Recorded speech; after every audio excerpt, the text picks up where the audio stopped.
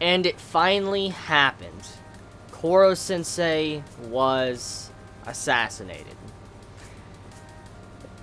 This was a sad episode, but before I get into my personal feelings, the end-game goal that was set out since the first chapter or first episode, depending on how you got into the series, the goal that was set up since the beginning was finally concluded. And I just gotta say, as a person that has already read the manga, and I've read the manga and concluded this series about a month and a half, 2 months ago, and then now seeing this episode in anime form, it hits me all over again. The overall emotions I get once again hit me, because being animated, it can make it a whole lot sadder, because music, animation, voice acting, it just instantly can make it more immersive. And when I was sitting down watching this episode, I knew what to expect. As soon as I heard the attendance popping up, and I noticed the opening song was being completely skipped, I knew we were going to have a very sad episode. I instantly saw that, so I was like, fuck, it's coming in this episode. So, Koro-sensei takes attendance throughout the entirety of the episode, and it was so sad because it was his final goodbyes. He's just saying, let me take attendance before, I say my goodbye. And, that's it. And it really hits you because Assassination Classroom is such a unique series. You could tell how different this is from the normal shonen we get nowadays. And this is why I think Assassination Classroom was just so high up there in the polls when it came to, the top weekly, Shonen Jump series. Like Shonen Jump Weekly, when it came to the polls in the best series, usually Assassination Classroom was in the top 5 spots. It was always in there. And now it's very easy to understand why. Just seeing a series end like this, it really hits home because it has so many life lessons, and Koro-sensei to the very end, and even after death, even when he is gone, even after he disappears and he's not coming back, he still continues to teach his students. That teacher inside of him never died. And that right there is the sweetest and most emotional thing about this. It's like Koro-sensei gave a part of himself and passed it on to his students. He gave his legacy to his students and prayed that they would be able to go to their future and be able to, accomplish their dreams. It was such an emotional moment when he was just talking about, how he felt about the class and his students while he was taking attendance. It really, the emotions in that, fucking crazy. It was a really good episode just for that alone. But then, when you see that final part where Nagisa is about to stab Koro-sensei for the first time, and he's getting all emotional. You see his wavelength for that, it's just completely off. He's getting very sad, upset, angry, and he's about to just stab Koro-sensei. Koro-sensei stops him. Just completely stops him. He's like, I don't want you to kill me like this. I don't want your final emotions before I die to be something like this. I want you to smile. Smile for me.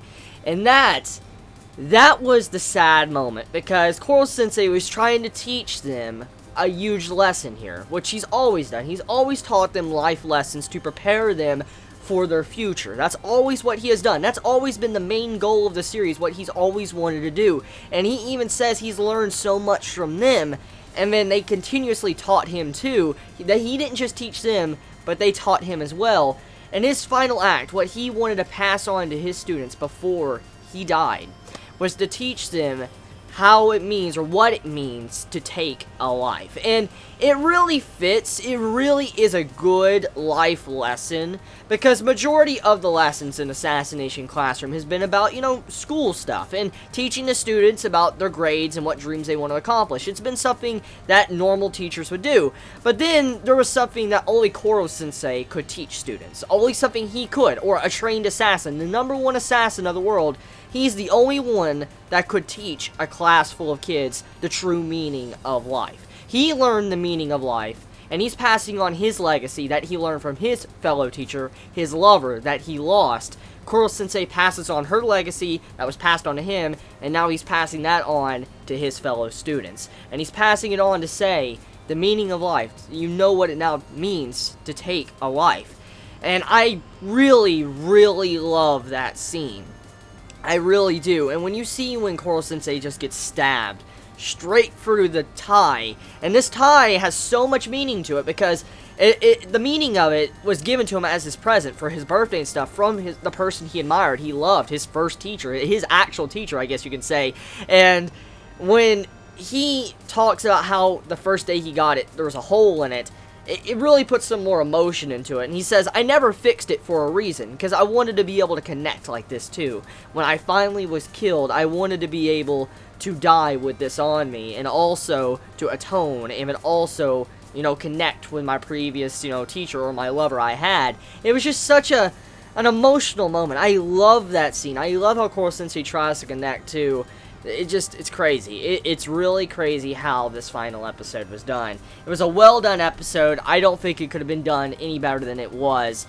Definitely the best episode of this series. It really encompassed everything that was great about Assassination Classroom. If there is only one complaint I have, one complaint, and I will have to be honest, even though I love this episode, it is by far my favorite episode of the series. It is, hands down, my favorite.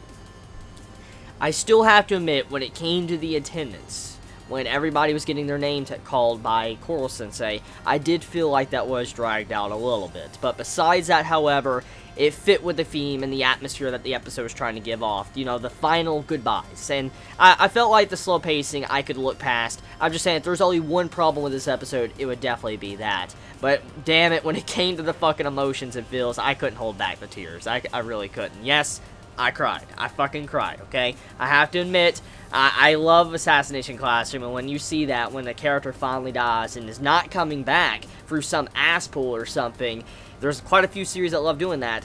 It just makes me happy to know it makes me sad and happy. It makes me sad he's dead, but it makes me happy knowing that his life had meaning, but also him dying means, you know, he won't ever come back. He's gone.